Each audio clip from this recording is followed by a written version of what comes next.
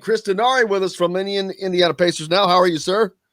Hey, good. I hate to tell you, Jim, but I'm heading to warmer temperatures literally when we get done with this. All-Star break is here.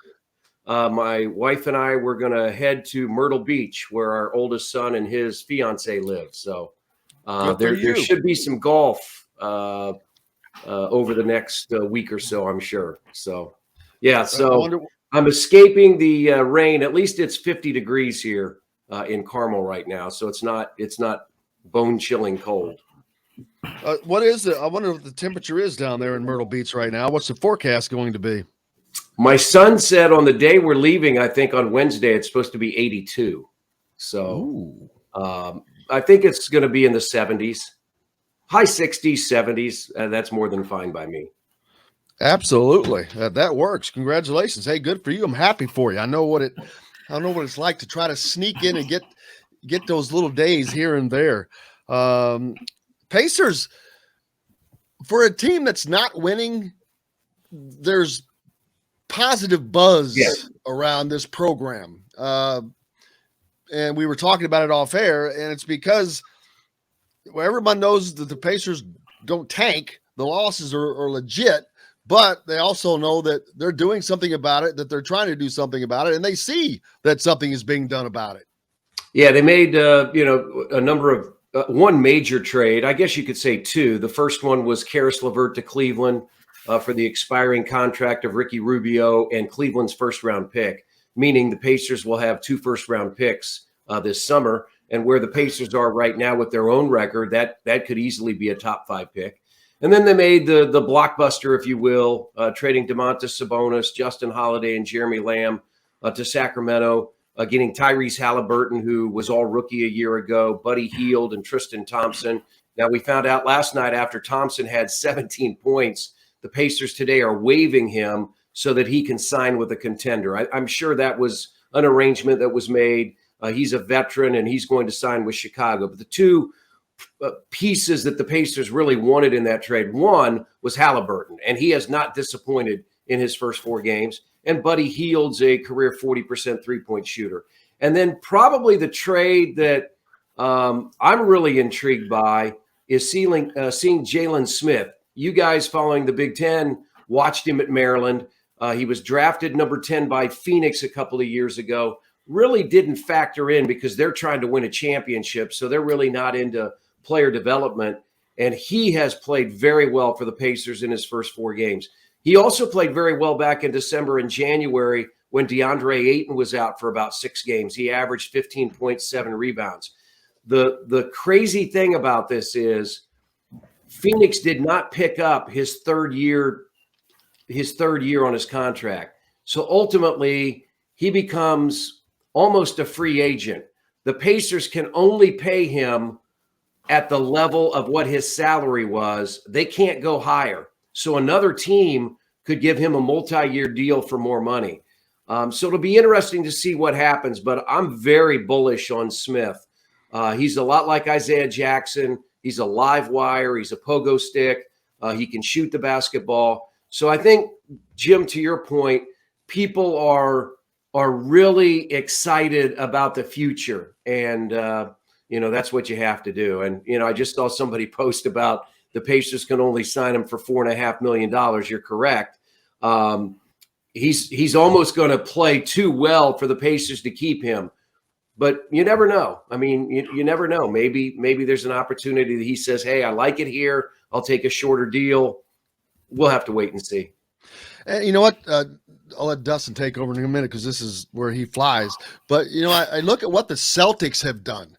And, they really made moves and, bam, it just propelled them. Yeah, I mean, Brad Stevens really blew up his roster. Of course, he has 2 All-Stars in Jalen Brown and Jason Tatum. I thought one of the key picks or the key trades he made, he got Derek White, who played at Colorado, who played for San Antonio. He's now coming off the bench. They had to get a little better on the bench, and that sort of cost Romeo Langford. They sent him San Antonio, right? I think, yeah. So they had to make some changes as well, just around their core, and they had won 9 straight prior to getting beat last night by Detroit. You know what's interesting, and you talked about Jalen Smith, to me, is he's not really known as a three-point shooter, but I know he hasn't taken a lot, but already in 4 games, he's shooting dang near 50% from behind the three-point line. I just think you look at this team and kind of the weapons they have, and of course, they're not fully healthy. We'll see what other moves come in the offseason with the NBA draft and everything. But again, I like this team is exciting to watch. It takes time for the chemistry, and I don't know that we're going to see that by the end of the season. But when you have some of the explosiveness of a Tyrese Halliburton, when you have a sharpshooter, to me, I think one of the biggest negatives for the Pacers this season was losing a guy like Doug McDermott, who could move so well without the basketball and be a spot-up shooter. I think Buddy Hield could actually fill that role. He's not a guy that's going to get you 35, 40 points a game like he did the other night in Milwaukee, but he's a guy that I think can be a real threat on the perimeter. I mean, from a fan standpoint, I'm not even watching these games for wins and losses anymore. I'm more watching them for these player performances. I mean, we've seen Lance Stevenson. I still think he's probably the best passer on this team. Dwayne Washington Jr. has been outstanding now that he's gotten more minutes. Like, I've been thoroughly impressed with what he's done. I just think that the individual performances we've seen this season, it's very impressive to me, considering that this season has kind of gone off the rails, the moving parts, but players are still invested right now. Yeah, they are. And I think the one thing, Dustin, is through 59 games before last night, the Pacers had played the number 1 schedule in the NBA. Their opponent's winning percentage was about 53%. Now, for the final 20-plus games, they have the 30th ranked schedule. Now, again, they're so far out that, they're 20 games under 500. They're well out of the final play-in spot in 10th. They're well out of to make the playoffs in 6th place. So, as you said, it's really all about player development and watching how these players perform. The one thing I've been impressed about Buddy Hield, he's had a couple of really good three-point shooting nights and a couple not so good. I've been impressed with his floor game from a passing standpoint. He had 7 assists last night. He had 8 assists a couple of games ago, and that's really not what Buddy Hield's known for. So I think part of the thing is when you get traded and you have a new opportunity, sometimes you have to look within your game and figure out, how can I be more of an asset to my new team? And I think that's the one thing that I've been impressed is his eyes are more open looking for teammates. Clearly, you still want him to shoot the ball, just like he did in Milwaukee when he hit 8 threes.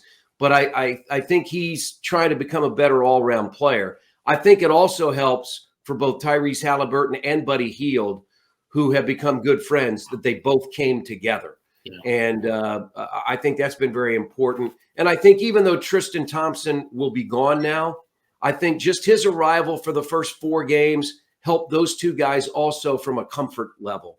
And I know they're happy for him to be able to go on and play in Chicago and give them a chance in the postseason. But all in all, like I said, I think it was a really good opportunity for Indiana. You do lose a 2-time All-Star in Domantas Sabonis, but now it's incumbent upon, when Miles Turner comes back after the All-Star break, how does he fit in now as the center on this team? When Malcolm Brogdon comes back, how does he fit in for these final 20-plus games playing alongside Tyrese Halliburton and Buddy Hield? Those will be questions that we'll have answers to as we get into early March and April. And one of the things I go back to before the season started, when Rick Carlisle really was hired, he made the comment that he didn't want to just implement a system. He wanted to kind of create a system, an offense and a defense that, would accommodate the players he had on the roster. But considering how kind of more exciting this team has been, do you think that Rick Carlisle does have a system, and now he's trying to get players? Basically, we're not going to be able to win an NBA championship or get into the playoffs and make a deep run with the roster we have and the system I actually want to implement. Do you think that he's got some sort of structure now that he wants to implement, maybe more so than what he led on before the season started? Yeah, I do think so. And I think he had a hand in what they were trying to do. I mean, when you have invested the kind of money and the years in your head coach and a guy who's had great success, he's won an NBA title, I think you have to allow him to have influence on the type of players you're trying to put together. And yes, he came in and said, hey, I want to see, can I make this 2 big man alignment work? And to some extent, you never got to see the full package, right? Because of all the injuries. I've said this, and now it'll finally go away. It's been about 114 games when you had the availability to see if LeVert, Brogdon, Turner, and Sabonis could play. We only saw it 29 times. How long can you wait? And I think the front office decided, rightly so, we can't wait any longer. We've done this. It's not working. We've got to make some changes. And to your point, Dustin, as a fan, I think that's re-energized the fans. You don't make decisions based on what fans want. But I think in this instance, I think all parties from the front office to ownership to the fans knew, hey, we've got to do something different. We've got to send this out on a new direction. That was what Kevin Pritchard said last week. We have chosen a new direction, and we're very comfortable with the direction we've chosen. And I think the fans are too.